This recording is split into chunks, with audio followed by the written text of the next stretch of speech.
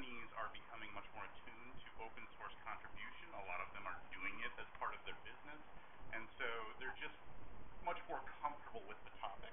And so there isn't that initial, what do you mean? What do you mean? Okay, we've got to go get some, special counsel on that. But certainly I do see it, probably once every few months, the issue might come up.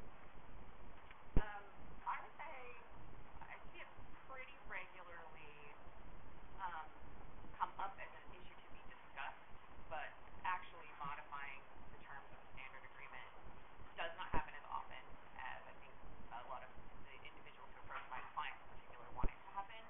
And I would say that usually it's really a question about leverage. So if someone is a well-established community member and they're walking in with kind of, that's part of the reason why they're being hired, then they have a lot of leverage to negotiate, and there will likely be some changes. And if they're a junior person starting out and they just want to kind of build up their open source expertise while they're at the company, it's a lot harder. Yeah, I would echo that. It is about leverage. If you're the world's best Hadoop developer and Hortonworks wants to hire you, you probably have a lot more room to negotiate what your agreement looks like. Yeah, I certainly agree with that. It is about leverage. I think the problems that you run into with the corporation on the hiring side is a lot of times you're dealing with an HR department. They have instructions that the agreement cannot be modified. Sometimes it's very hard to get to someone.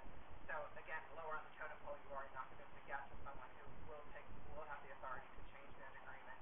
And it's a rational decision on the part of an HR department. They don't want to have to be looking at everybody's agreement all the time to see what's going on with it. They need to understand what's in that agreement as a matter of sort of standard course.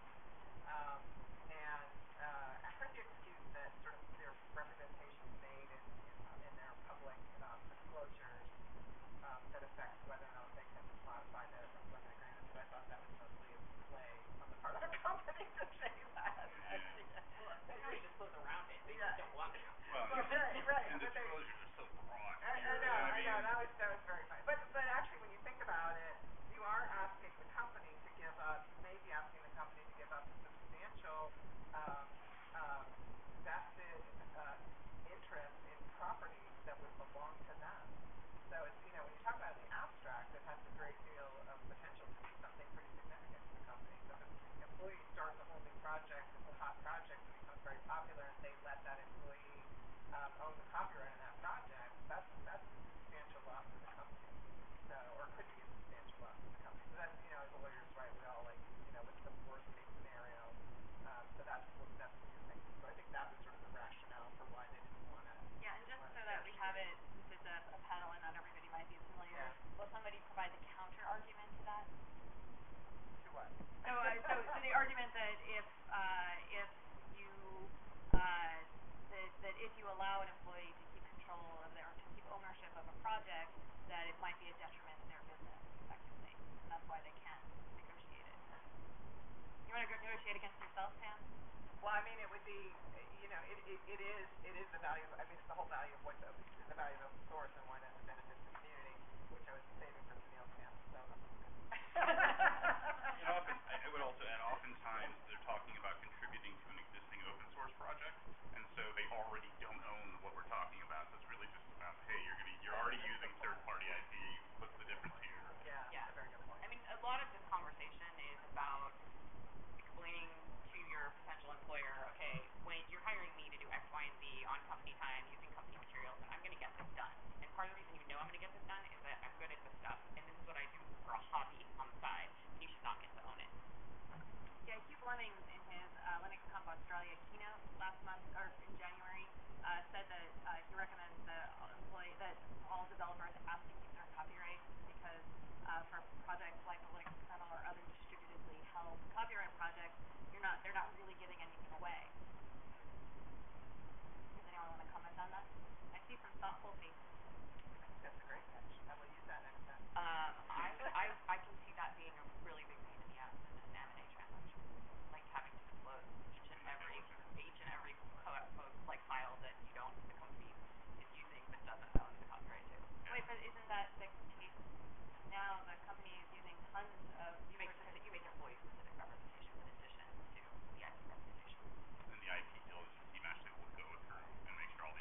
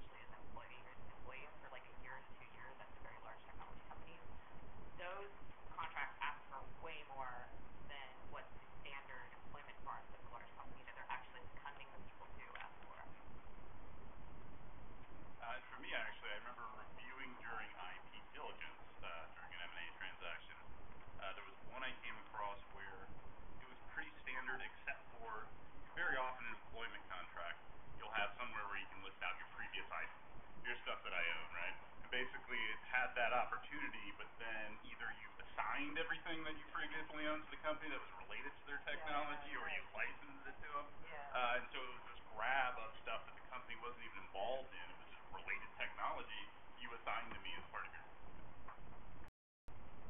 Yeah, there was a case on that one too, where someone, it was a professor who wound up assigning it by virtue of the faculty handbook. Right. Yeah. Yeah. That the faculty handbook was worded in a way to reach back to take ownership of something that started outside of that kind of work. That's probably the least of it. Yeah. I mean, Yeah. I thought that was. Yeah, I practice primarily in California, and so California Labor Code 2870 provides a really nice shield for most of my clients, and in terms of representing the individual. But yes, the list. So there's two provisions that drive me crazy when I'm working on behalf of individuals. One is this requirement that you list any and all intellectual property that you may own. It's like, do you want me to list every single email I've ever sent? Like, what is this? And then the second one, which I'm seeing much more lately, and I think is really offensive, is it's an obligation to disclose each and everything that you think you're creating on your own time using your own resources, so that the company can make an independent evaluation. So usually I've been fairly successful in pushing back on that against the kind of smaller startup companies, but I don't know. If the larger companies start making it standard, I don't know how that would play out. Right now, it's not usually standard in most of them. I don't want to put you on the spot too much, but are you comfortable sort of outlining the general scope of the California law, because this is California CLE? I should have, I apologize. It's like a lawyer's worst nightmare when you don't pre-discuss this, and then you on the panel publicly ask them to summarize some laws. So I'm not asking you to do that. I'm asking you to just sort of generally talk about the shield that you were. They have the computer. Someone could Yeah, you guys can look up California Labor Code 2870. It's basically just, California has a long history of protecting inventor's rights and also protecting people's right to work. And so those two concepts are embedded in our statute. And this statute says essentially no employer can require as a condition of employment that the employee has to assign intellectual property if it is created on the employee's own time, using their own resources and materials, and if not, and this is the one place where it gets sketchy, demonstrably related to the reasonably anticipated research and development of the company. And so for your super big companies, that exception tends to swallow the whole, unfortunately. But for smaller companies, it's a pretty nice shield.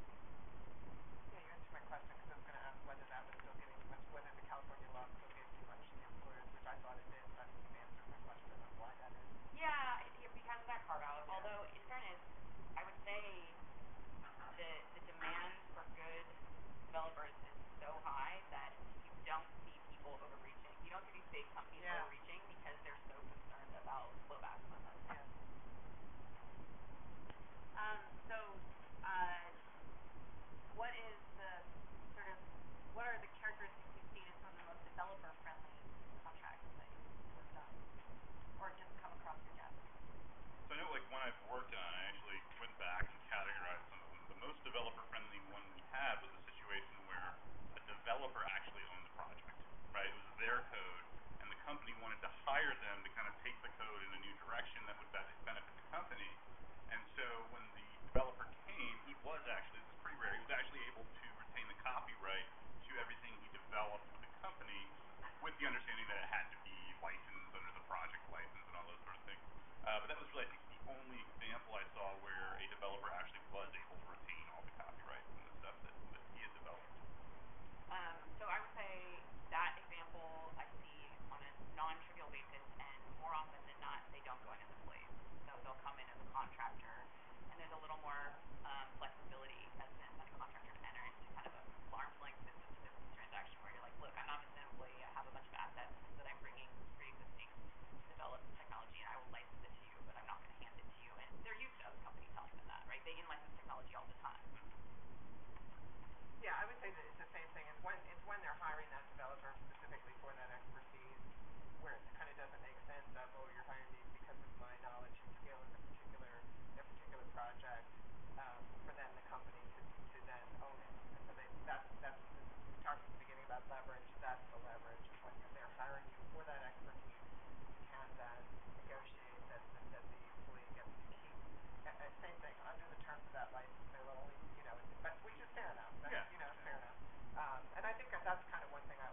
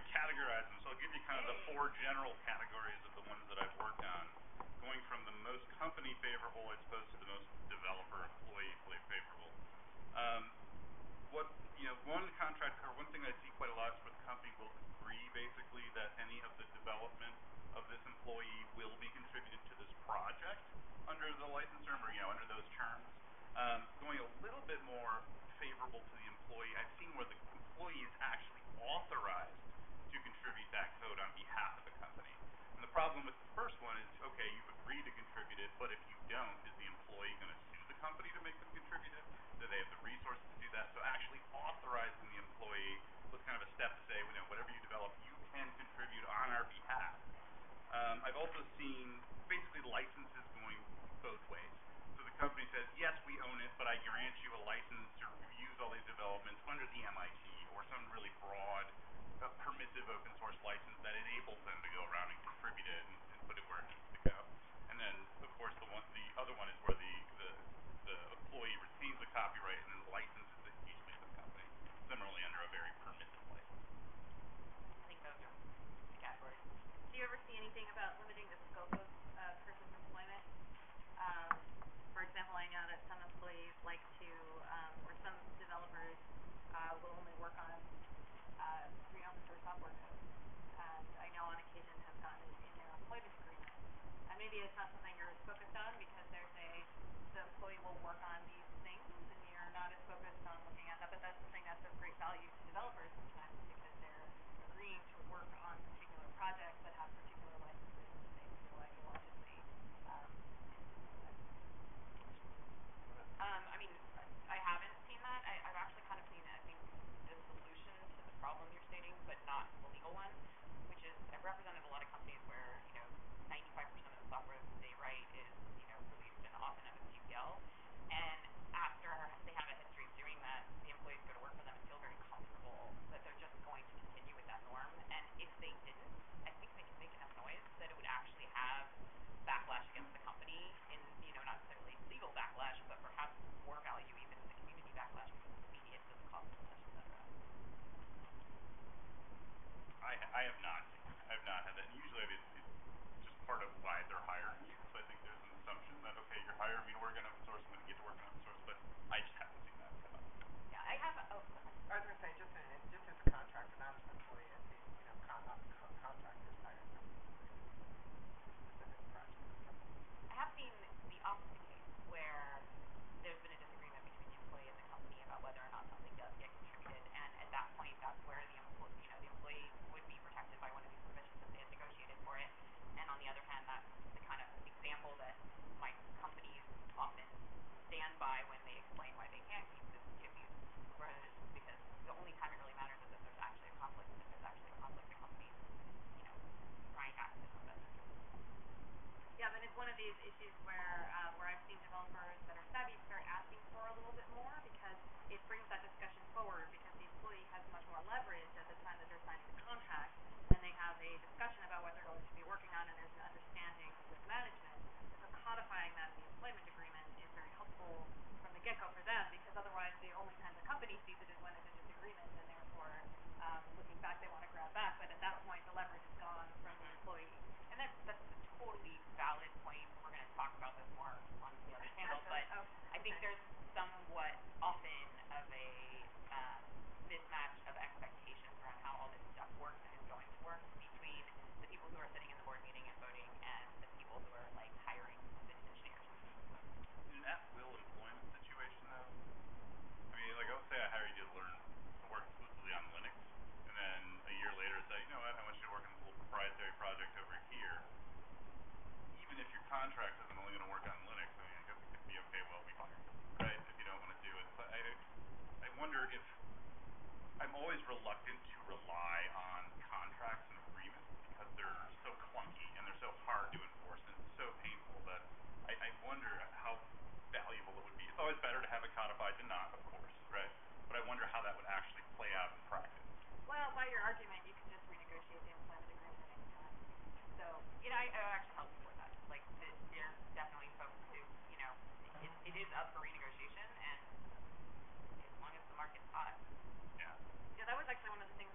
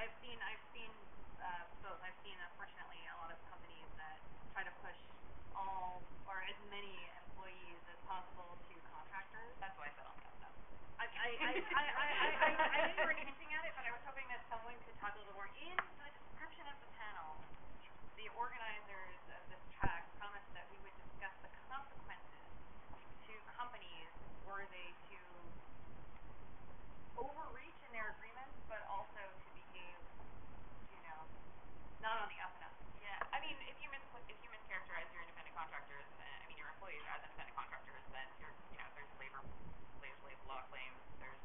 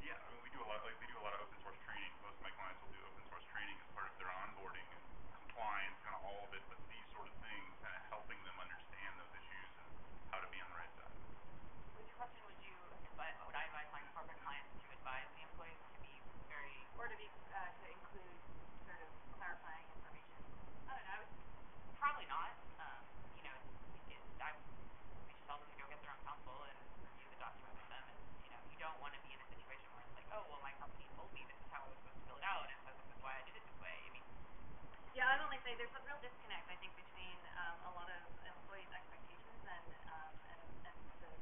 their employers' expectations, in part because of TV shows like Silicon Valley, where they have scenes where the whole contract is invalidated, therefore I don't need to worry about He it. signed it. He didn't put his initials on it. So that's sort of where I was getting at, is having this meeting of the minds in the contract, and possibly advising corporations about how to handle this mismatch, because many states have proposed legislation to follow California, and they all have sort of different shapes of how to do this and have different provisions. So it's no secret that the Software Freedom I was just going to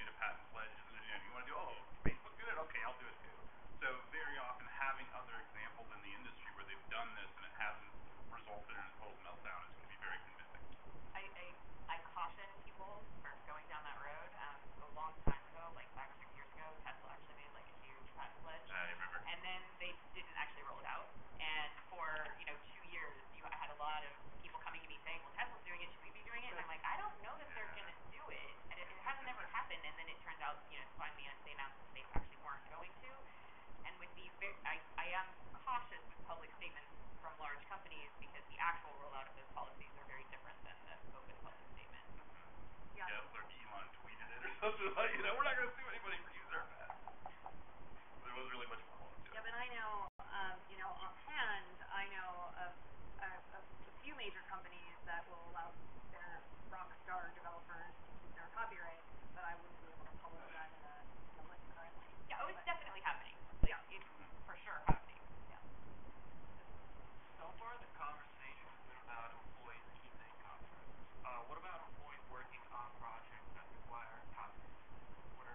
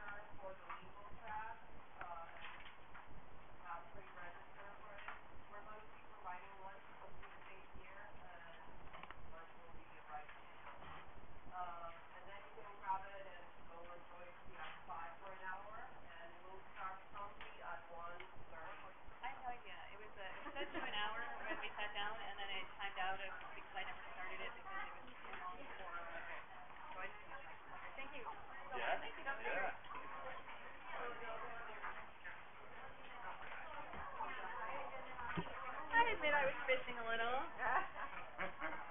Someone's got to do it.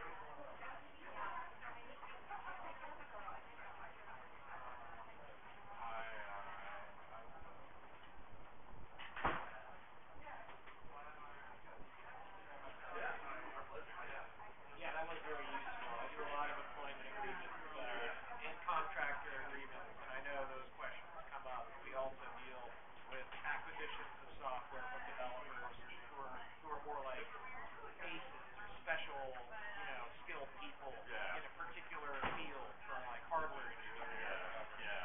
So That's actually the best way to get what you want. You're really good at what you do. that's what I'm trying to learn. Right, I'm getting there.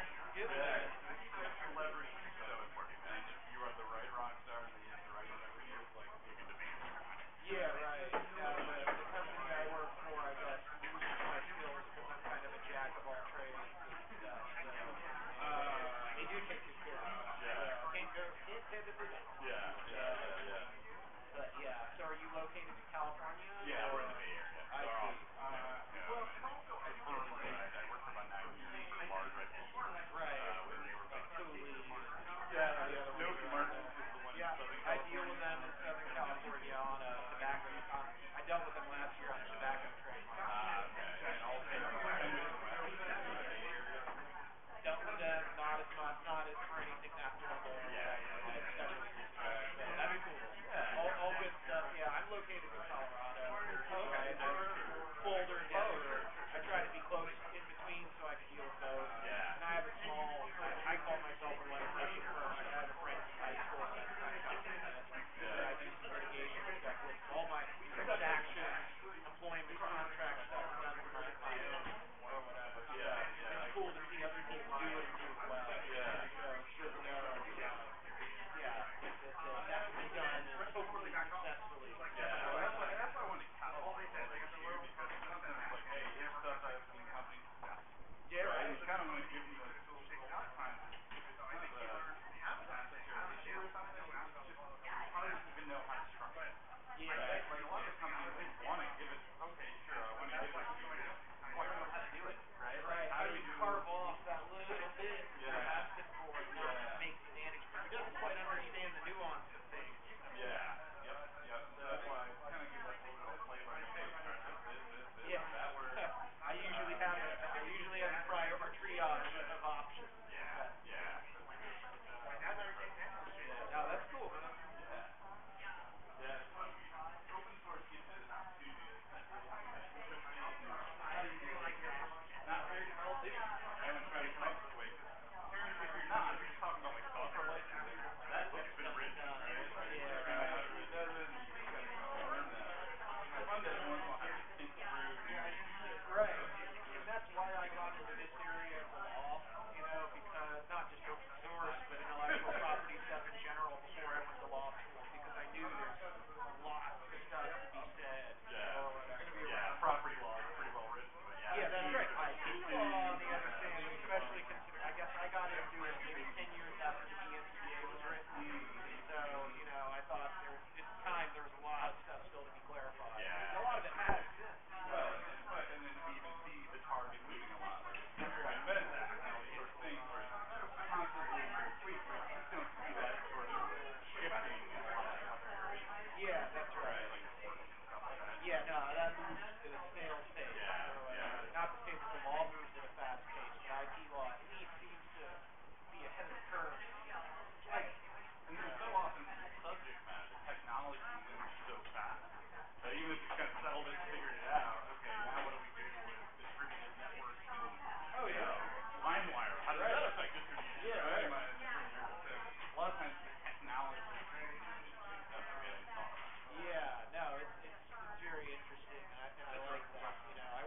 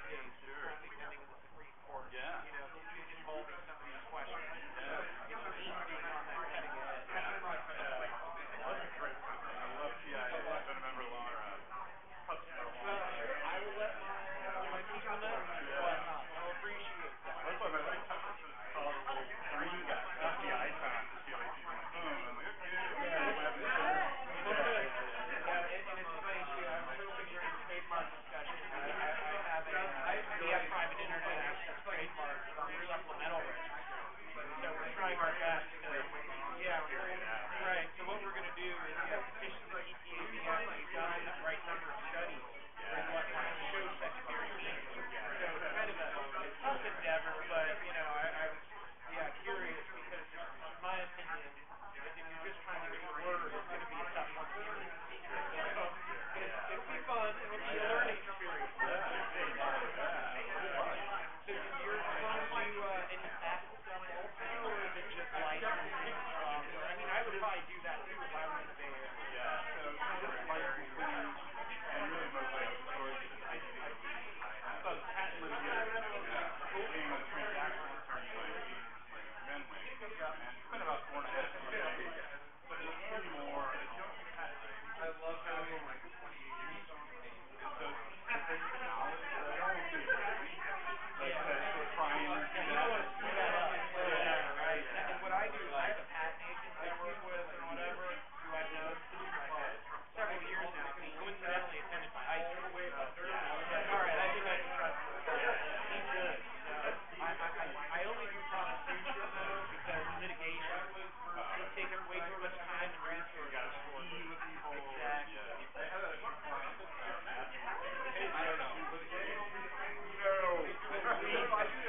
No, I got to have a dose of litigation when I handled a few They're just like, here's the trade cheapest secret thing cases. for your trade secret. Even then, that's I don't think you get paid enough. Yeah. How much time you have to spend? Yeah, that's right too. You don't want to have deadlines if you're in the wrong place. Yeah, it's You gotta know the local rules for filing. Right. Unless you got some associates who know how to go. right. Tough one. If you have to go to the EDBA to do the Markson hearing or whatever, you're going to screw up somehow. Right. So I don't want that. And I don't want that. and actually for us too,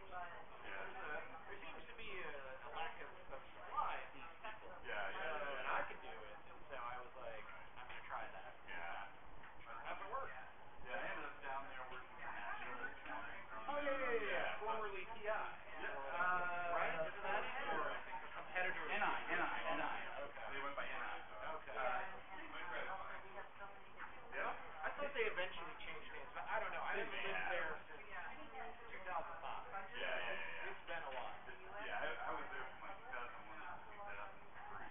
Okay. Yeah, that was when I was working at EA. It's good town. I loved it there. It's nice, but as I said, now that I've lived elsewhere, because I had only lived in Houston from there and anything but Houston. Right. But after living in, Oregon, now Colorado, and spending a lot of time in Los Angeles,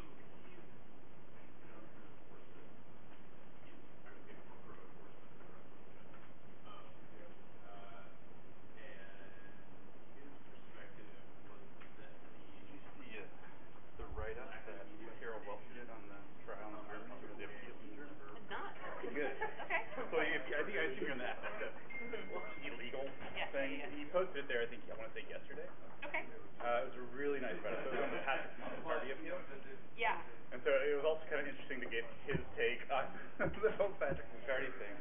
But I would be very fascinated to yeah, read that. it's a good read. Very informative too. Okay, yeah, I mean he's he's got an interesting, fascinating reputation. Yeah. I mean, we were at that conference here, and people who historically have known him as a friend are completely disavowing any knowledge whatsoever of him. McCarty, yeah. Like, I don't know that guy. Like, well, you his share a hotel room with him. Yeah, I've never heard of him. You still know him. You might not approve of what he's doing. Yeah. So I guess he ended up withdrawing, which could be costly for him, I guess, because now he has to pay. So on the appeal, I guess the company, they had the preliminary injunction, and the appeal. I saw that one of the issues was the same. They thought maybe he failed to identify his contributions well enough. Remember that was the original dismissal. Yeah. Right. And so they also thought that as well, and eventually McCarty decided to withdraw. By doing that, he had to eat all the legal costs of both sides. So that's a bad day. I was curious. He didn't really go into. Farrell didn't go into kind of the why, but it was really interesting. We'll have to keep an eye out for that.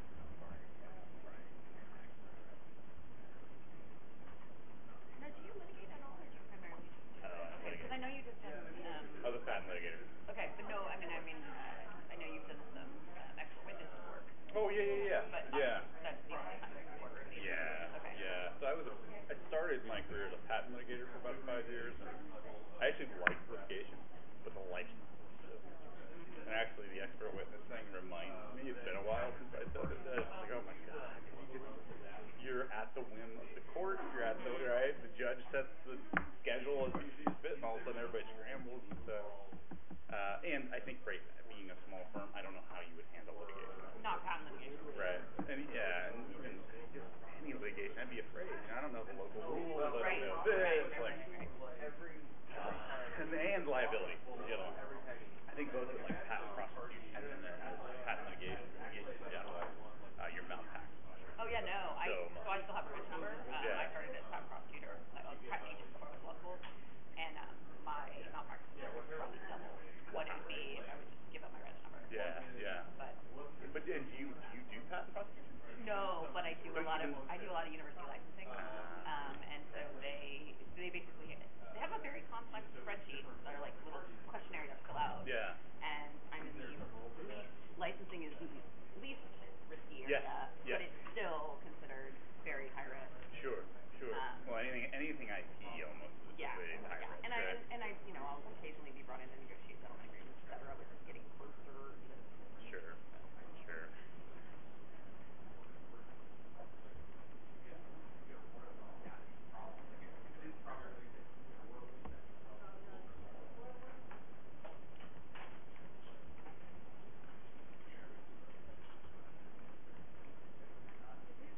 No, I occasionally do get a client. One of the things I do are basically non-infringement cases, right? So if we get sued and this basically says that we're reasonably going to infringe because of the way we're combining the software or something, right? Right. Every once in a while I get a client who also misunderstands that that guy doesn't litigate, right? I'm the guy you call in as an expert or as a witness to say, I drafted this. But every once in a while we get somebody who's like, and you'd show up for litigation to defend us. No. No. This is going in a file. Yeah, I'm sorry. I guess I could have gone the other way. I thought that was Hi everyone, we're going to go ahead and start. Tennille is going to moderate our next panel, improving communications between legal and engineering. Please take a seat. Tennille? Hi. So I think most of you were here last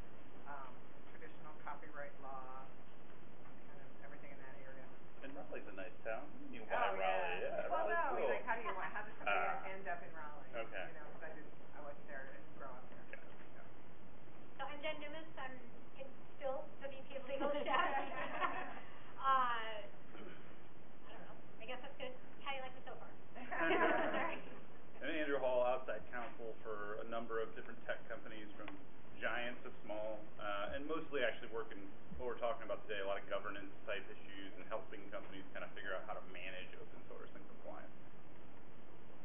Okay, so I would like to start this off with just a question about whether or not you've seen something, each of you in your professional capacities. And the thing I'm wondering that you've seen is, have you ever come across a situation where there has been source code made available publicly by a company, by probably engineers, and other people within the organization were unaware of it? And if so, were those projects, released by the engineers under licenses that were appropriate?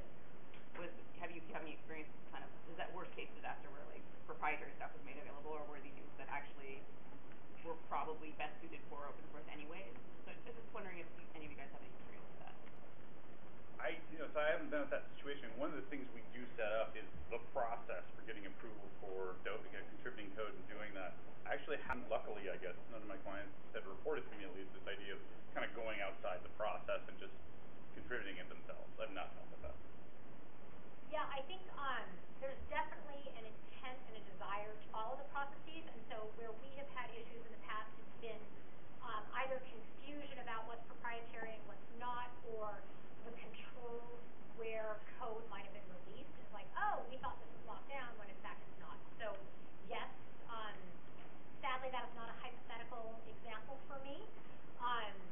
And yeah, we can talk about the cleanup or what's necessary at that point, but it was more through a lack of understanding of the controls where it was released rather than the license issue in these cases. Yeah, and I would say it's a question of company maturity. So a very new young company is maybe not going to be as thoughtful about it. So I think it's more happening on the level of sort of contributions to existing code bases versus making a contribution without the authority of their company to do that, versus any sort of major like, hey, I wrote this for the company and I'm going to put it on GitHub and see what happens. That doesn't happen as often. So I've asked this question because I see this all the time. A really common experience of mine is I'll be called in for some open source issue at a company, and I'll, I have a GitHub account, I'll go check out their GitHub, and I'll show up and say, oh, I see you have like 10 repos, and 5 of them have licenses, and none of them are under the same license, and I'm just curious, how'd you get here? And more often than not, the person who brought me in is like, what?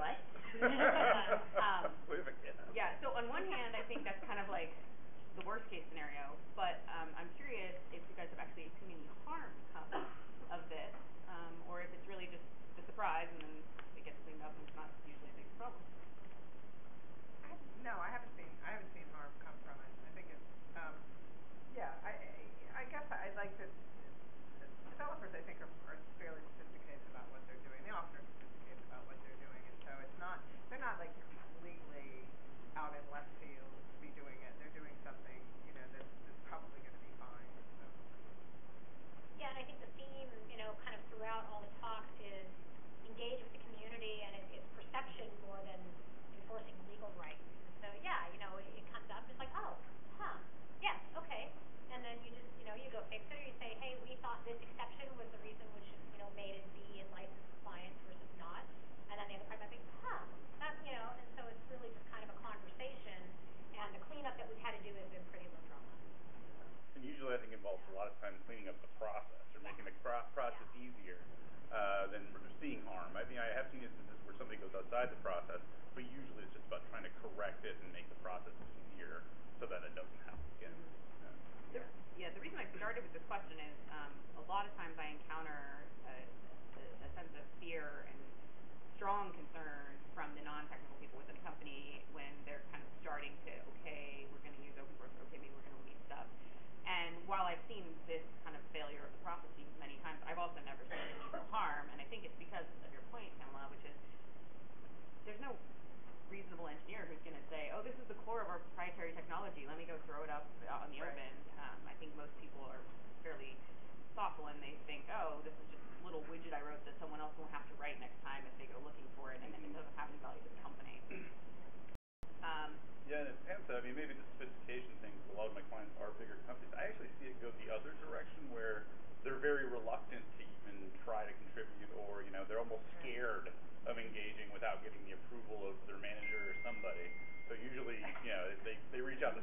before they just start throwing stuff out. Okay, and then I was curious about, and there may not be an answer to this, but in your experience in your typical client, procedures, who is ultimately responsible for the sign-off on whether or not open source can be used, whether or not it's going to be incorporated into various products but not others, employment issues, and whether or not they're going to release it? So I have a strong opinion on this. And the strong opinion is business always wins. So, except at IBM. But anybody from IBM here? No. No, which is, so the legal department has a voice and has a say. I always felt that my job was to counsel people on the risks. And once I got to a person who I felt understood the risks and had the authority at that company to understand the risk assessment and make the risk choice, my job was done. So I've never felt that it was my job, that it was the legal job to do that. I've always strongly felt that the legal job is as a counselor, and it's the business who should decide what risks to take. When I was in-house, I felt that way too. Sometimes you do pull the I said no, and it's no. I mean, sometimes you can't use it because you can't get to the right person who understands, or whatever, or they have bad judgment. But most of the time, it would defer. So if you're at if you're say at a VP level or CTO level, and they say, yeah, I understand that's a really high risk, but we're going to do it anyway. That's my job. I always felt that my job was done. So I've never thought that the legal department should be the owner of it. I've always thought that the legal department should be in the role of counsel. We actually do a dual track escalation. So what we have is we have an open source policy, and it's kind of one of the other questions, and flow chart. So we've made it in a manner that's really consumable for the developers because they're the ones who care the most about it. It's kind of a bunch of if-then statements, and then we have a list of pre-approved licenses and then escalation licenses. And at that point, it is a dual escalation to me and the VP of engineering. Totally agree, absolutely, it's a business decision, but the thing that I kind of bring to that is, understand you want to use this GPL3 widget here, but let me tell you about the perception of customers, and customers should start from a place of no open source at all and give me your 440-page list of licenses. So helping engineering understand how this could have a kind of bigger picture impact to the company outside just the technical piece. So actually kind of ironically, I'm the voice of business on another piece of it, and so we do a dual escalation, and so far it's worked really well. Yeah, and just to leverage that a little bit, I do also, the other thing I also loved about being in-house was, or I thought the critical role of the in-house lawyer was you're the nerve center. So you are hearing, you are informed, you are getting information from different sources that the other side may not have heard. The CTA may not realize the impact that a GPL-v3 license will have on sales, for example. And so you're the person who's at the center who collects all that information so that you can make sure that everybody is fully informed on it. So yeah, I think it's kind of fun to be in that position. Yeah, and I echo that completely. Very often, legal controls the process in the sense that it all kind of flows through legal.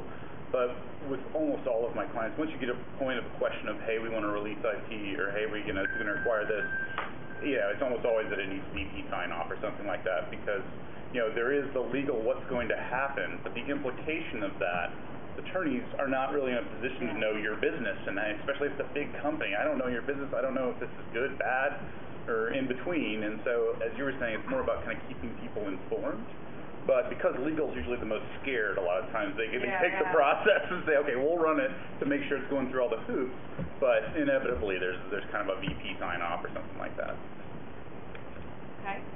And then kind of as an extension of that, at what point do most companies first loop in legal with respect to free and open source issues? And then in a perfect world, at what point should they?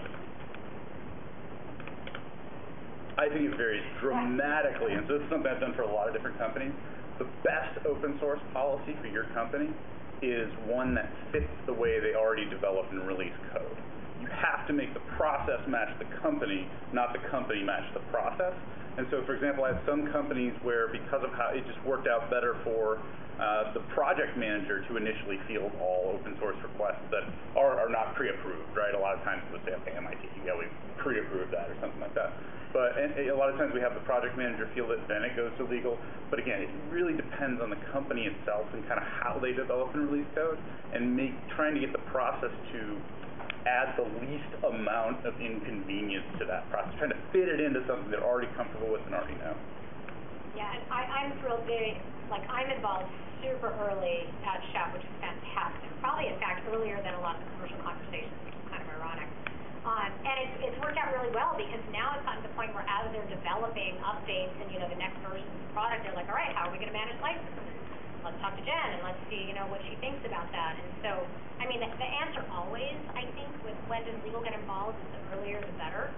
And just how you come up with a way to make sure that you're approachable and you're not the Department of No, and, that they're going to kind of value your input. That's really the pickle. Is, you want to make sure that they want you to be involved. Yeah, I would that's, you took my word. Sorry. Which, I said pickle? Yeah. No, that really is, as early as possible, but to me the biggest problem is always, I've been in companies where the legal department just was this no organization, and all that happens is nobody tells you what's going on, and that just is so counterproductive that it just, it's sort of silly. So it's not sort of enforcing any kind of when should you come to me, but it is, gosh, let's go ask Jen, because she might be able to help us with this problem. And so if you foster that interaction with them, then you'll be fine. And it's kind of a self-fulfilling prophecy, because Yeah. the later you're brought in, the more likely you are to say no. Yeah. Right? Because it's already a mess. Right. Yeah. So I kind of want to explore some areas that may or may not be areas of, communication issues in your personal experience. And the first one I'm wondering, do you find in today's open source environment that we still have confusion around terms? No. So, things I've heard many times that my brain goes off and I think, oh, that has no meaning because so many people understand it so differently, are things like, oh, we've open sourced the code. Yeah. Or it's in the public domain. Ooh, we hear that one a lot. And I'm wondering if you guys have any other examples of things you hear where you're like, oh wow, it would almost be better if we just didn't say these things because so many people have different understandings of what they mean. Mm-hmm. Other examples? Well, open sourcing is the big one. That one you really have to drill down. What exactly do you think that means? Well, I see it in commercial agreements from a bunch of, kind of old school big companies, the thou shalt not use open source clause, which is my favorite. Because my first question is, do you know what you're buying? Because, I work in an open source company. Followed by, do you have any idea what that means? So, yeah, for us, it's a real challenge when that's the opening position in a commercial conversation. I see a lot of, I think we've all seen it, as well as being savvy on legal issues, developers, a lot of developers are also strongly opinionated on what the right answer is or what the right outcome is. And they confuse a little bit what they have concluded is right with what actually happens or what the enforcement landscape looks like and those sort of things. So there are times when you're dealing with someone and they're convinced, oh, you can link with GPL software and it's going through an API. Maybe not, but we don't know, and so they're so you have to. I think that's a lot of the misunderstanding about what's required or what's kind of the common opinion in the industry and stuff like that. I see a lot of that. Yeah. Oh, in terms of terms, there's one that's on the mailing list some of us are on, which I'll mention, which is commercial versus proprietary. That those are the thinking that those are. That commercial and proprietary, or that open source cannot be commercial. Right. That commercial means proprietary. That's a big misunderstanding. I get it all the time. So proprietary, though, just means property, right? Well, it means you're maintaining all of your IP rights. Yeah, you're not granting. It's actually it's actually not accurate either because it means it's owned. Yeah, right. Which is true of open source also. Right. But it is. Yeah, but it is. I don't take credit for that. I read it on an email. Yeah. And nobody says closed. As opposed to open. Right. Proprietary is closed. Well, the biggest one with open source is that the source code is available. This is a misunderstanding I had when I first started, was it means that simply that you can see the source code. That's probably the most common misuse of open source is it's not about what the license is. It's about, you gave me the source code versus binary. It's therefore open source. Yeah, I encounter that one a lot. Yeah. And I also encounter that one which gets mixed into, APIs on top of services where they have API documentation, and so they say, oh, well, we've open sourced our API, but they're talking about accessing a backend service, and it's like, okay. I'm curious if you guys still run into the traditional fear, uncertainty, and doubt around open source software. All the time. Yeah, and it's, a lot of times, still, you just have companies that maybe haven't developed a policy or just haven't really taken a good look at how they use open source, and very often, because I think IP lawyers are trained to protect, right, at all costs, protect the IP, don't let it escape, folks will show up and they'll be incredibly frightened about using open source software and all that sort of stuff, and so in a lot of ways you have to kind of tranquilize them and help them understand there are good uses, there are bad uses. What we need to figure out is how to make sure we're using it appropriately. I think as lawyers we're trained to not trust what we don't understand. So where I really see this is selling to big traditional companies and their legal departments, either says no open source and I have to educate them, or they component to use, and those are changed dynamically. We have a link because they're updated, daily, weekly, hourly, and finally get some headway when I say our list is currently 440 pages, and I don't think we should attach that to the contract, but it's it slows down the sales cycle significantly because there's so much fear and misunderstanding about what this means. It's super fascinating that you run into it because obviously the people who want to buy your software know what they're getting, but yet not always. Not always. No, fair enough. yes, the legal people department have And so that's a fascinating.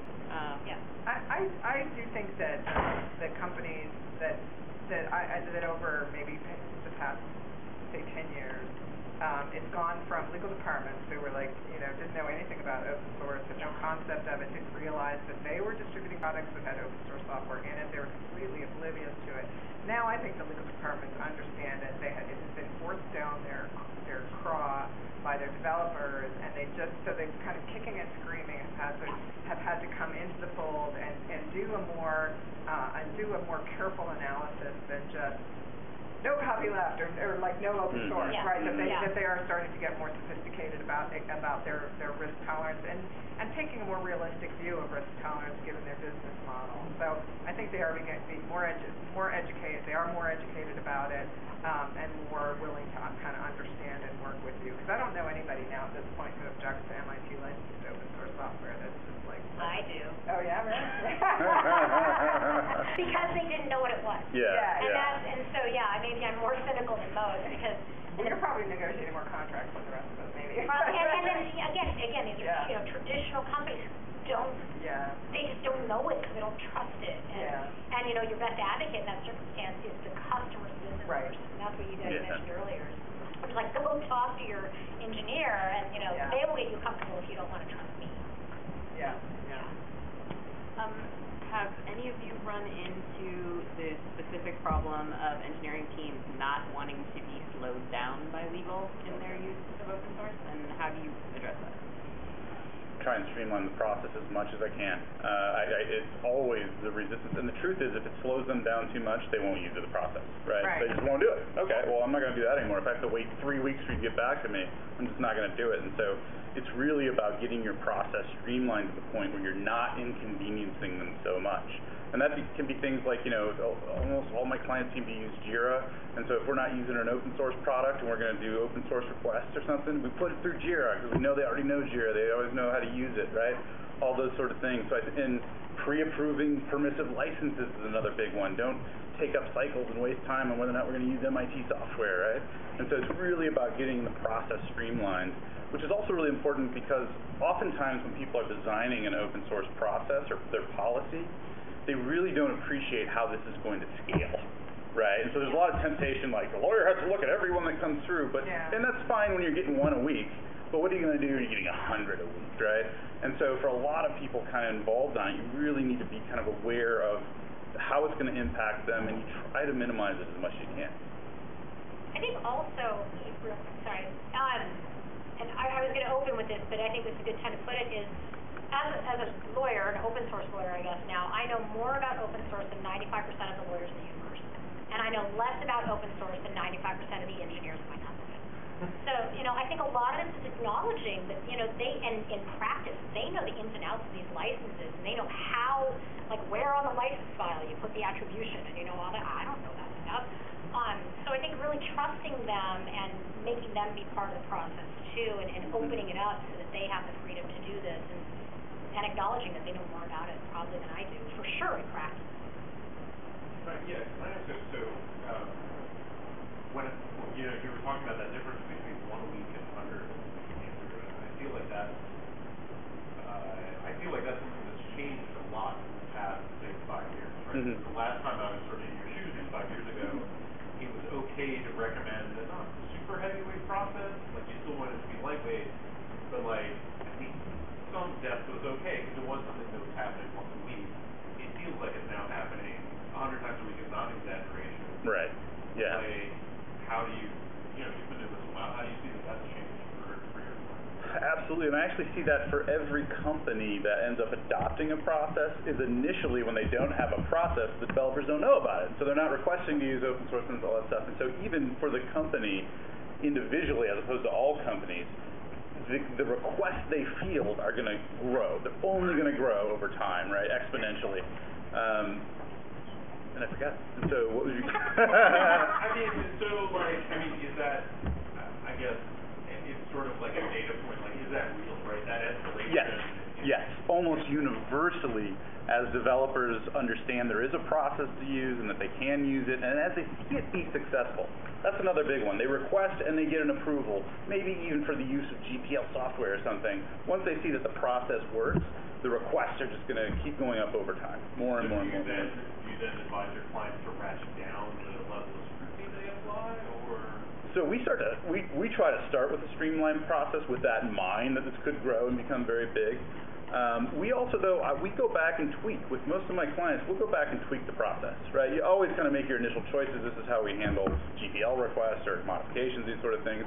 And you want to go back 6 months, a year later, once or twice a year. How's it working? You get together with the stakeholders. What are you hearing from developers? What are the complaints? How can we improve it?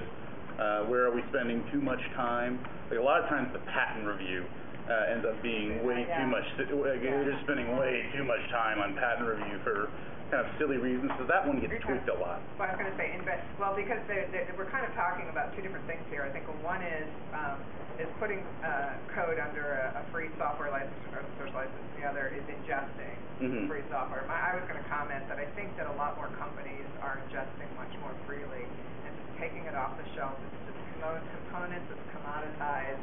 Right.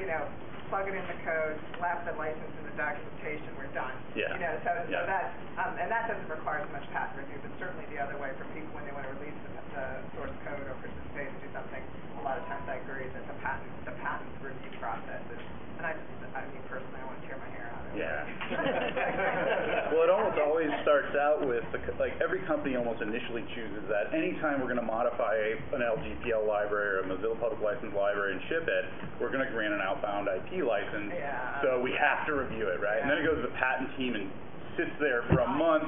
And also, the truth is if the patent team is going through and looking at each package and looking at it against their patent portfolio, that's a waste of the patent team's time, right? And so we kind of come up with tricks, and like a big one that we use quite a bit is let's identify types of technology that is important to us, where our portfolio, our core technology, and maybe we only up the review when it's a core technology, right, or something like that.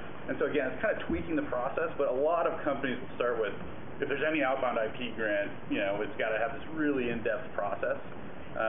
And then after they've done that for about a year and that's all they're doing, they're like, okay, let's maybe change that a little bit, right? Yeah, so mostly on the IT consideration. Are you guys seeing more concern about the security consequences of this testing? So, and are legal departments getting involved in that? Excellent question. Yeah. So I see security driving a lot of the purchase of products. So like, for example, if you look at like Black Duck or Palamida, one of my clients bought Black Duck, and to be completely open, but when they're looking at that, the cost of that, who's going to bear the cost? Is it the legal department? This was very much driven for many years by the legal team. If we're going to have this software, if we're going to scan our software and look for these problems, legal's going to pay for it. As security issues have come up front, it's much easier for companies to go, oh wait, we're also going to be scanning for security problems. So they're much quicker to kind of sign on to, yeah, let's do this. And I've also seen the cost shift away from legal to where the product development is now kind of bearing the cost of that scanning. Yeah, and what I've seen is there's a really nice marriage between the concerns of the open source process management and the security teams when it comes to keeping very good records about exactly what version you're on, exactly what the license is, you know, when you switch to that version, so that when you get a huge announcement of some 0-day bug that you need to patch ASAP, you know exactly which customers are actually affected. And that's a really nice kind of repurposing of a very well-built open source software process because you can use it in the security. How would you recommend advising if you're looking to do open source policy? If you have back-end systems that are never distributed out, what would be your position on copyleft licenses to protect against kind of future business transactions, either like a merger or an asset sale of the company itself, or some future license or strategic transaction that the company might do, which might get triggered as a distribution? So I'll get the Heather Meeker answer on this one, which I think is because I think it's a really smart answer, which is it will always be distributed. Just assume from the get-go that at some point it's going to be distributed, because you know what's going to happen. You're going to have a very big, very wealthy, very smart client come to you and say, we love your product, but we want to run it on-prem. And you're going to say, okay, great, here you go. And that was the distribution. So to cut yourself off at the knees when you're starting by not allowing by not giving yourself the latitude to be able to distribute and do it, you have to start from the beginning. If you don't start from the beginning, it's a nightmare. But if you start from the beginning, architecting everything carefully, then you'll be fine. So that's that, and I think that's the reason I give that answer is because I think that's a very understandable answer to a business person who's just like, oh, it's going to be, you know, it's going to be, you know, software as a service, it's not going to be a problem, I don't have to worry about it, I can do all this mixing and matching of software, I don't have to worry about it. But that's a very real example of like, oh, and you're going to turn away, you know, mega company who loves the product but wants it on-prem. I will say we have on-prem software, and we actually have that. So we have an open source policy where we have, you know, a specific what do you call it, exception where you can use GPL3 as long as it's internal, not distributed. And what we've done there is we've like, and it sounds maybe naive with that, but I mean, you know, I feel confident that we've locked down that process. It's solely, you know, everybody who's involved with that is super clear that it's internal only, and we have escalation. So if you do want to move it out, and so that's a place, because it's a little bit higher risk, where we're a little more, you know, firm about what the policy is. Is it perfect? I don't know. I guess we'll find out. But it's definitely a different flavor of enforcement than we have with our other stuff, which is, you know, pre-approved license, assume positive intent, assume people know what they're doing. Yeah. So I have a question that comes from probably not fit to a lot of people because it's more of a non-profit sort of research institution issue around this. But the issue is that the idea that we're going to make products that are created at the Institute open access or open source is pretty non-contentious because so much of stuff like Caltech would be publicly funded or funded by a foundation that's making the condition of the funding be that there's some kind of societal benefit. So the idea of the open access open source is really pretty normative. But what we're bumping into for legal interoperability, the ability not to use established open licenses, is that these stakeholders still want to assert other things. Like in the case of Caltech's General Counsel's office, they want to make sure that we don't suffer any claims against like liability, responsibility for defects, either in the code or in the data. Sometimes because we live in an economy of credit, not money, people may want something more than what the attribution assertions are required for, say, in a Creative Commons or I guess some of these software licenses. So they may want to require notification. Sometimes they want to, because again, we're in the nonprofit sort of good, you know, they want to be good actors. We run into like, they want to know if somebody's going to be using it. They want notification because they may want to make sure they're not going to do any harm. They're not going to harm, you know, the climate or, you know, take this data and then use it for unacceptable purposes. know if there's an analog in your world, but I think this is the major barrier to legal interoperability and the uptake of open licensing in a community that you think, like, what kind of skin is in the game? Like, it isn't about the money. But it's actually the other stuff ends up being just, they're so attached to it as much as if it was something. I'll field that. So I think that open content is a little different from open source software, and the reason you've identified one reason. There's something, to me, there's just something different about attribution, and maybe I'm wrong, but the lesson that I would try to teach people who want open culture or open access is, I think one of the most brilliant things that happened in open source licensing, I don't know if it was by design or not, was the concept of equality, and Richard could probably say it better than me in terms of, if you limit it to only certain channels of trade or certain types of use, like non-commercial, it's not open source. And so I think that while there are a lot of licenses that do impose those limitations, and they are rejected as open source licenses because of that.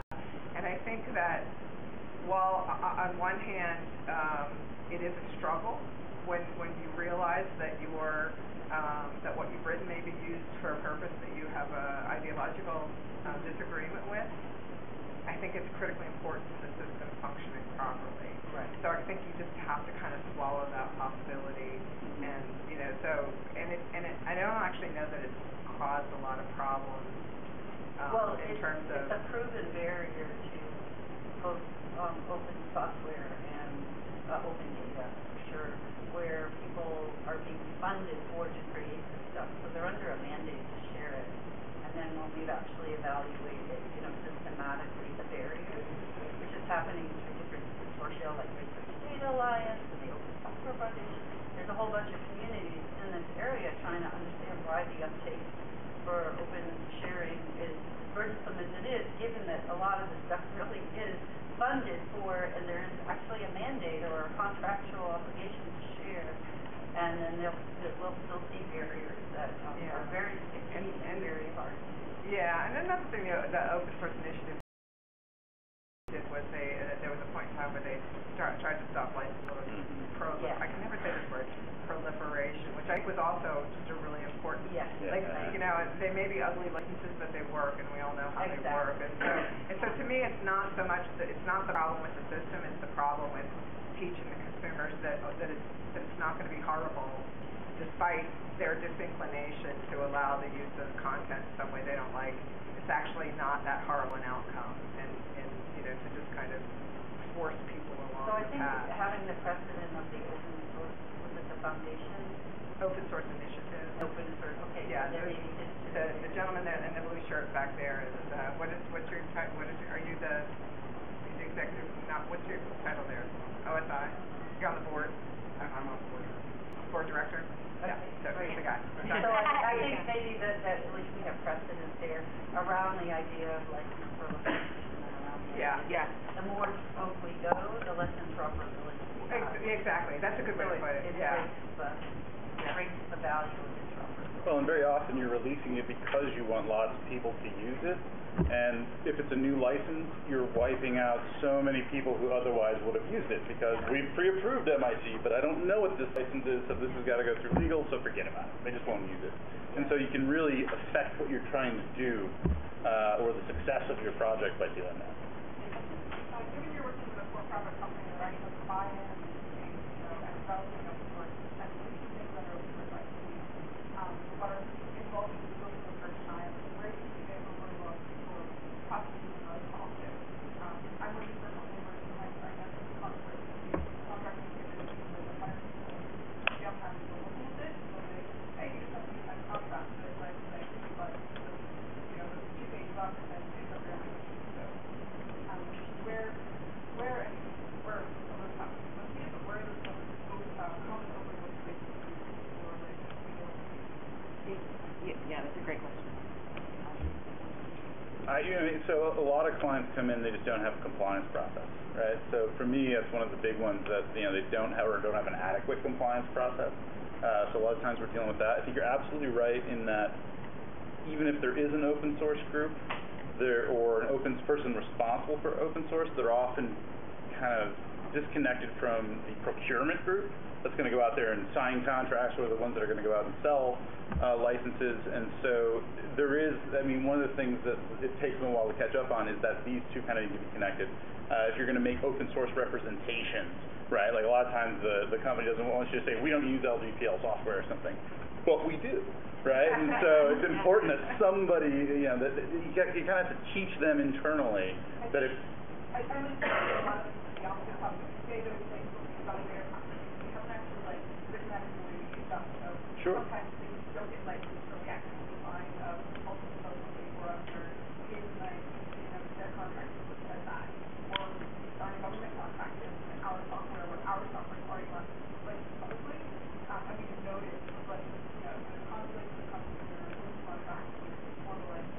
I think one thing you could do is sort of life cycle, right? You know, understand where both internally and externally, you know, kind of whiteboard it out, where's the software going to be using, so you can do a gap analysis. You can figure out, you know, through the life cycle, okay, we're going to be selling to the government. The government usually has a clause that they own everything, but they also acknowledge that, you know, background data, or, you know, however they want to define it, you know, you bring something that either belongs to you or you own copyright, or, you know, however you want to describe that. So life cycle it that way, and then, you know, figure out, okay, we're going to be hiring people, and what are we expecting them to do, and it's no fun at all. But anybody who's been working through GDPR is doing this anyway.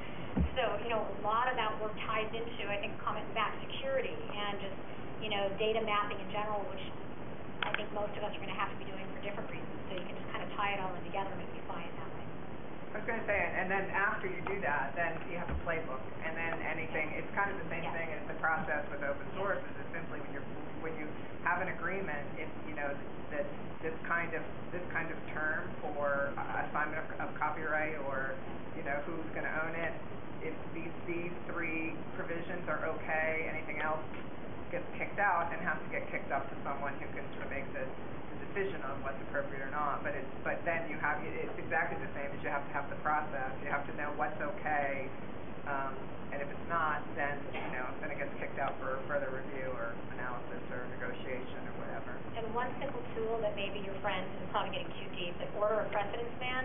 Because, you know, if you've got a bunch of different contracts and licenses and, you know, things going out there, define what wins, what trumps. Because you can get, you know, you can get a government contract that says we own everything, that may or may not have the background IP clause in it. And so if you've got, you know, some sort of order of precedence clause and they're saying, you know, our I don't even know, I'm just making stuff up, you know, our trademark policy or our T's and C's or this, you know, and then your agreement, that's also a way to manage those internal conflicts. And part of your data mapping, or, you know, whatever you want to call it, is decide what's most important and what wins in case you mess up the other stuff.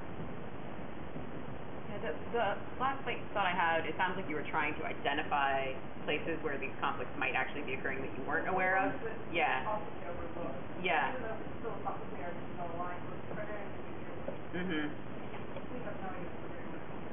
When I tell my teams, like my new clients that come on board that don't really have dedicated legal anything, the thing I generally tell them about, okay, so you need to start thinking about when to loop me in so that I can help you build processes so you can kick me out.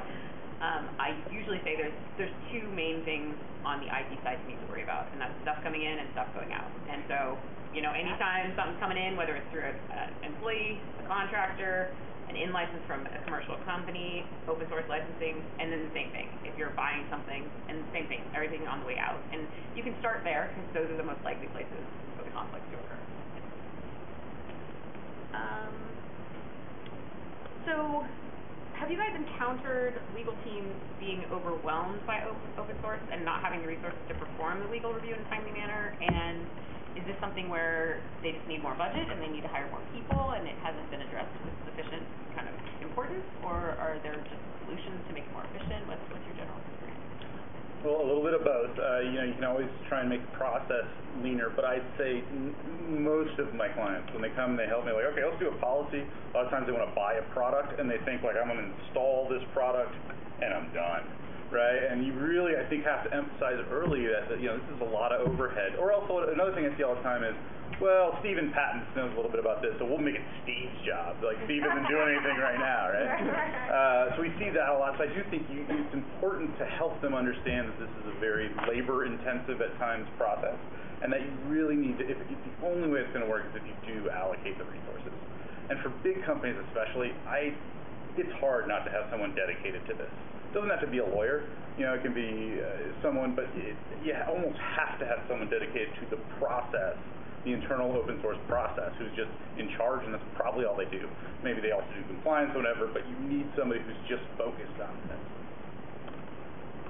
Yeah, I feel like I like your comment, kind of think about it data in, data out. So, mostly I'm thinking about data out concepts, how am I going to sell it and get people comfortable doing it? So if you can include some sort of overall policy statement is the wrong word, but kind of a description of what our open source does, and kind of a high level, here's the license, kind of the way it's not copyleft, it's permissive, so you're okay, everybody's fine, to sort of help people that way. And to your point earlier, it's got to scale. You can't just hire more people. It's absolutely got to be scalable. So you've got to come up with a way, and there's a lot of products on the market that I think are being built to help you with this as well, if you want to automate that.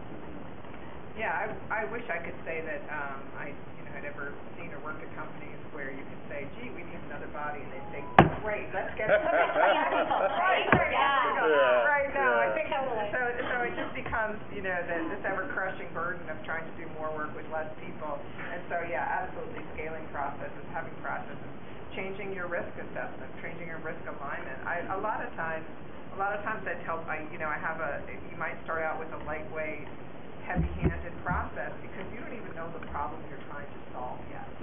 So first you have to kind of see what the ins and outs are to be able to set up a system for it. You don't even know what kind of system to set up until you've seen some of the give and take, and when you start seeing repeat patterns, then you can say, this is kind of true across the board, is when you start seeing repeat patterns, you say, okay, we can set up a rule for this one. We know how to deal with it, so that you just can hopefully keep re-examining and keep streamlining your processes versus slowing them down. And the other, but then you get into companies, where it just grinds to a screeching halt because they don't have the ability or the desire or too much politics or something going on that allows them to actually get the product out the door.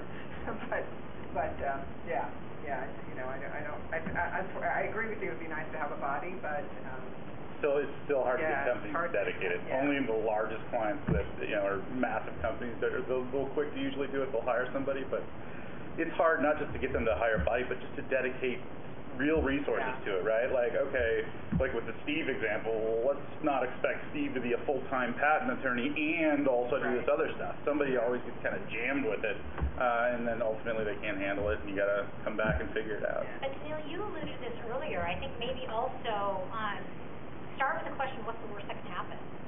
Right? Because I think that sort of frames the perspective, and it informs the answer you're trying to solve, or the question you're trying to answer. What's the worst that can happen? Okay, we miss it. Does the company go under, or do we fix it? And sometimes the company may go under, in which case all hands on deck, or sometimes you fix it and you move on. And so I think that helps resource allocation priorities. Yes. In a company that's relatively pro-open source, with a lot of young, savvy engineers, putting in place a policy, how do you guys recommend going about the inventory process? In terms of seeing, like lots of different business units using open source. They're a little bit hesitant about legal coming in and having this policy for fear that they're not going to be able to use stuff they're not using, that's going to put blockades on the development process, or that they're going to have to change things that they've already done. How do you get your arms around what's already in there with a limited budget, or find a black duck? Are there re-scanning tools, or what's going in the process if you start doing that inventory? Yeah. And there are a lot of different ways to skin that cat, right? Maybe you, instead of buying the tool for Black Duck or Palamita, you just go have them once a year, you have them run a scan, and then we go over the inventory and then look at what's changed, stuff like that. There are a lot of free tools as well that you can use. Lewis can tell you all about them. There are tons of them. And also, I think it goes back a little bit to my earlier point of it really depends on how your company operates. So what we've seen is where there is that sort of concern, or even when you have a company with different departments that are really separate, they may have different ways that they want to handle it. And so a lot of times what we'll do is we'll push that responsibility down and say, you know what, I don't care how your team lists out all the open source it uses or exactly how that does that, it just has to be done. Right, and it has to truly be part of kind of the job description of the project manager or whoever it is that's responsible for it. It really has to become an important part of their job. And so I definitely, some of the companies I've worked with will push that down and just leave it to the department and say, this is what we require. You know, you got to list it all out so we can provide this bill of materials, open source bill of materials, do this sort of stuff. How you do it, it's up to you. And I think this actually ties back in with the security question, which is it's a lot easier battle now to say you got to tell me everything in the software now that there's so much concern about security, about software security. So it's for someone to say, oh, like I don't know what's in there, just is not an acceptable answer anymore. Well, and I'll say we lived this. So we went through that, and I don't know, our team did it internally. They built some magic, and and it started out super manual, and really the impetus for it originally was customers asking for it. So sometimes you do need a forcing function on. And it kind of goes to the point you just made. It's got to happen. Thankfully, it sounds like maybe you have a lot of smart developers who build software for a living, so maybe it's something they can build inside. Because I think it was relatively drama-free at the time it happened. Yeah. Maybe that's just what I think. And I have had clients who've built tools that just scrap the whole source code base for the word license, and that alone pulls out a non-trivial portion of the files that are necessary to know what. Yeah, or like a lot of them will adapt Fossology is a scanning tool that's a free and open source tool. That's a great one. I mean, there are a lot, like I said, there's a lot of ways to skin it, right? It's just about finding the right one for your company. And there's probably someone within your organization who is pretty ideologically in line with wanting to be in compliance. Yep. And that person can probably write a script that does a lot of the work. And those are great people a lot of times for resources to get involved in the kind of your open source compliance because they believe in it, right? They want it to happen. Because a lot of the people, this stuff is being applied to them, right? And they kind of don't want to do it, it's more work, it's resist. But if you find someone who kind of philosophically agrees with doing that, I find a lot of times those people are a great resource to help you kind of push the process internally. They become your strongest advocate. Yeah. And that, opens up kind of the whole point of this panel is there's your partnership with sharing. That, opens up a lot of other doors. And if it's not obvious, start with the product that goes out the door. Don't worry about the, whether or not they have, open PDF reader on this. They're using Mozilla. Exactly. Don't worry about that. Mozilla's fine with the, on the desktop. Fine, totally fine. Right. I was wondering if any of you have personally experienced conflicts between individuals at companies that have different free and open source goals than the company itself. If you have, share some anonymized details. So I will say that I worked at Red Hat, and no, but just in terms of, I mean, one of the things that was fascinating to me about working at Red Hat, it was you just had this whole range of developers from very pragmatic to very ideological, and so trying to it was always fascinating to me. My most fascinating ones were people who were just trying to figure out how to observe proprietary copyright-like rights in order to make money for the company because they're a product manager, whatever, and their job was to monetize this thing that there were no proprietary rights for. And so they were just like, this one memorable person who I just would spend hours of my but so I would not have put him on the ideological side of it. But then there are some who are just so highly ideological. There's a very famous person who very vehement in his disagreement with even about the way that Red Hat does things. So it was a fascinating. It was just really fascinating because I just had the whole range of them. So it was good fun. I don't know if I had a solution to that, but it's the whole gamut. Yeah, again, it goes back, I mentioned it earlier today, so, we started as an open source company and then built a commercial offering. So there were a lot of developers who were, shocked and appalled, and a lot of members of our community who were shocked and appalled by that. So, we really had to balance that, and through that process, to be respectful and, understand the feedback of those people. Some didn't stay. Some, Chef was no longer the right place for them to work when they started building a commercial and proprietary offering. But that said, we've come up with other ways to do it. We still have open source projects. The people who are, find commercial proprietary to be most disgusting, mostly work on the open source projects, but they understand that if we need them, that's kind of part of working at the company. Yeah, I definitely see it quite a bit. For some reason, embedded Linux seems to bring a lot of that with it. The device companies that are shipping Linux, you'll get some internal kind of GPL Linux advocate who really will get upset by the fact that you're not enabling them to replace the code or something and do stuff like that. I think what you hit the nail on the head. You have to listen to them and understand where they're coming from, acknowledge their feelings, and a lot of times just explain, I understand where you're coming from. This is kind of the policy we've adopted as a company, that tries to factor in all these different people's opinions, and this is kind of where we're at, so this is how we have to operate, but I think you need to hear them. I think it's always important to hear them, if nothing else, because if they feel blown off, they might become a whistleblower, which is a bigger headache, right? Yeah. Do you guys have any experience on the receiving contribution side with getting either CLAs or copyright assignments, and can you talk about that? So on behalf of a client receiving CLAs? We moved from CLAs to DCOs about a year and a half ago. Nice. So everybody knows CLA, DCO? Just try it. Okay, so CLA is just like, it's a standard license, contributor license agreement. I don't know if there's more than one. We use the one from the Apache Foundation, so I don't know if there's other ones out there. There's like 27, right? Okay, and we really had a challenge with that, because even though, as a lawyer, I certainly felt it was very lightweight and non-controversial and inoffensive, a lot of people had a real hard time with it. Like, why are you making me do this? And I don't want to tell you my name. I just, I don't want to tell you who I am. And we had a lot of pushback on that. And this is so corporate and, big, bad company. And so in October 2016, we moved to the Developer Certificate of Origin, which is just basically a way to make an attestation. That's the word you can't say. That's my in the code saying I'm either the copyright owner or I have the right to contribute this. And it seems like it's, a lot more lightweight and a lot more acceptable to developers. Again, going back to kind of speaks their language rather than forcing a legal process onto developers. That said, we have plenty of people who are unhappy with that. But it's definitely been a lighter process, and I think overall positive. And as a company, and in terms of compliance and security and all those things, we haven't missed a beat. So I haven't seen any negative repercussions for making this decision. That's great. And I think, like Pam was saying earlier, a lot of times we're here to inform and make sure that you're making an informed decision. And so a lot of times we'll talk to the company about whether to adopt CLA, right?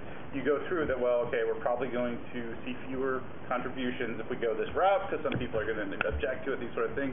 And here's the benefit, here's the potential licensing nightmare. Right. Do we see that happen very often? Kind of walk them through all of that.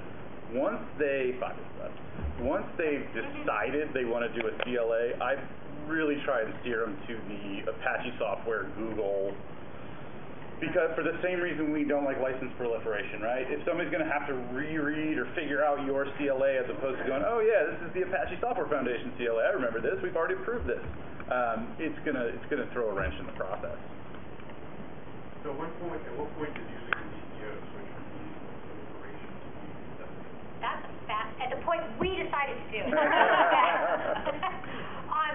Great question, and that was part of the analysis, right? And in our blog post, you can see we decided kind of what somebody mentioned earlier today. If Twitter and Facebook do it, then maybe that makes it more acceptable. And we listed a bunch of leading companies that had opted for this process. We clarified that it's not just for Linux, and yeah, I don't know.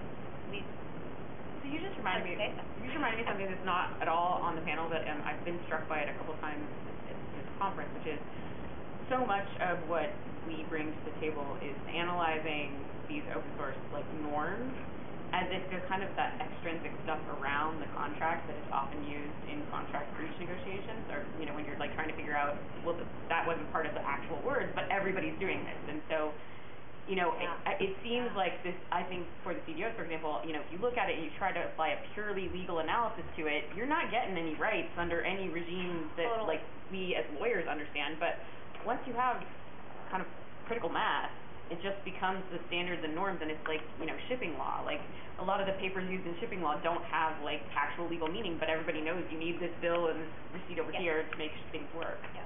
So I wish I could remember, I heard Karen Copenhaver, who counsels the Linux Foundation, was instrumental, I believe, in the DCO, talk about why it was adequate versus a CLA, and she kind of tore apart a CLA in every aspect of it and why it was just really not helpful anyway.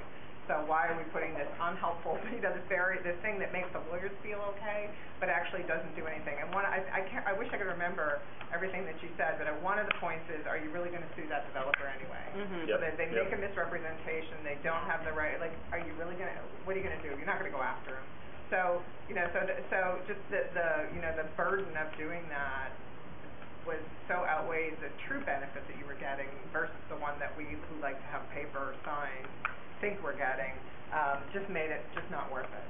So it was a real interesting concept. So I gotta admit, I'm thrilled and relieved to hear you both say that, because even though we did it, it's still nice to hear it. It's a little affirmation. All right, so we have exactly 1 minute left, and I think we can get through both your questions.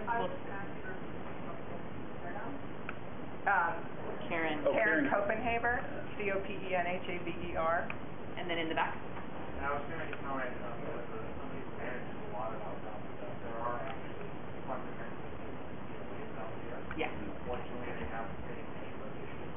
Yeah. The one you used to have, which you don't have anymore, didn't give you any more rights to the rest of the community. But there are lots and lots of CLAs that do. Like they allow relicensing under other licenses and other kinds of permissions. Don't go as far as copyright assignments, but there's certainly more than just I'm giving this to you under the CLA. So it's unfortunate, but there's a ridiculous number of those still out there.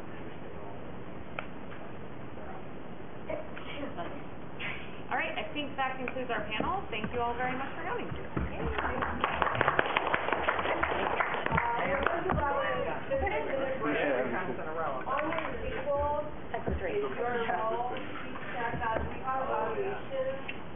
One is for all the panels that will happen until 4 p.m. So please talk and complete the evaluation. And third one is for the last talk, the elimination of bias talk. So please complete the evaluation. We need them for the talk that we want.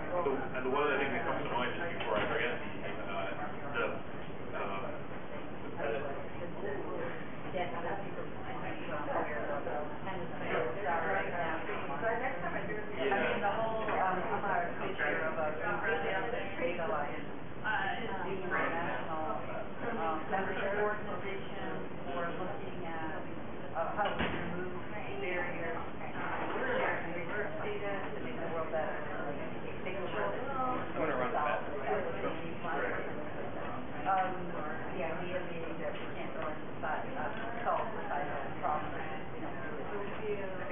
So, as part of our effort, we issued, a whole bunch of around legal interoperability. And the definition of research data is very non-code. It's anything that's used to so we issued a set of guidelines for interoperability, and but now we're realizing that we really need to choose software because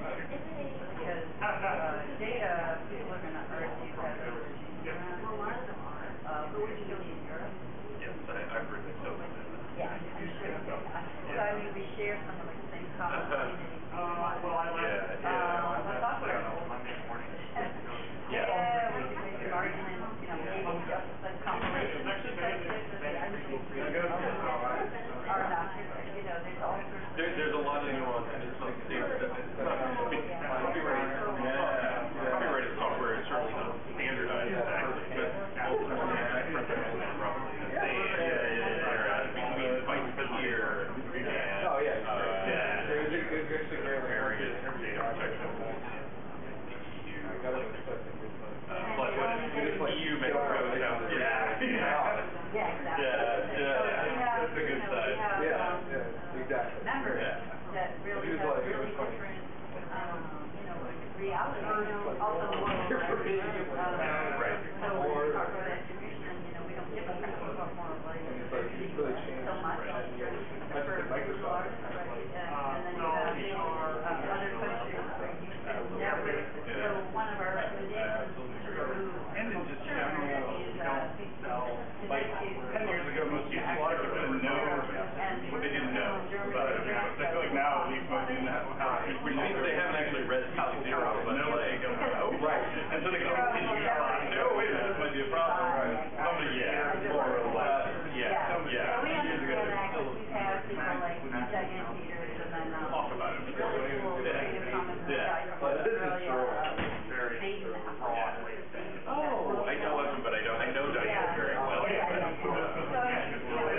How are we gonna also pick up that? So we're trying to really come out. And now NIH coming up with NIH funding the Northeast Data Hub to look at people that want license information. We have the same funding agencies that are mandating public access funding to figure out how we can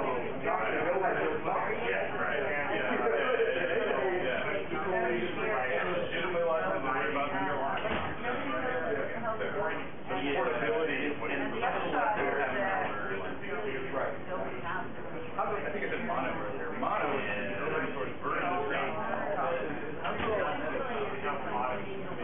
I don't know. I'm not sure. You can't too much shirking.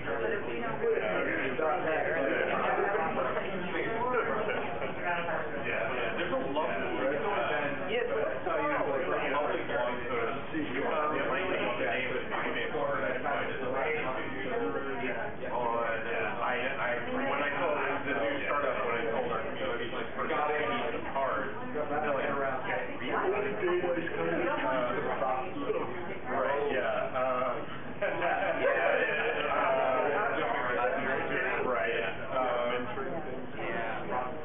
I think that was a really nice it's a beautiful classic presentation with Alan Neal, one of the university, and attempting to license an LLC. Well, that's what I how would you use the mono eventually? well, that's the case where the biodiversity people out of the benefit of mono is that you can run a lot more devices. Devices was supported by them.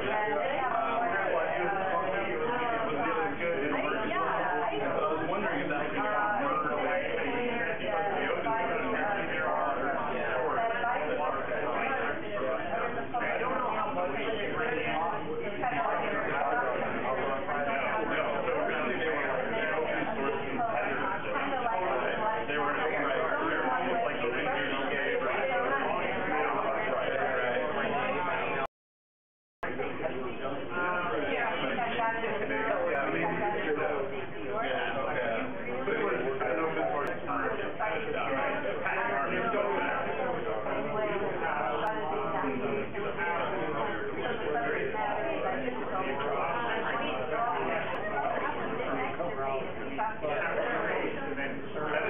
gloriously strong, river doctor.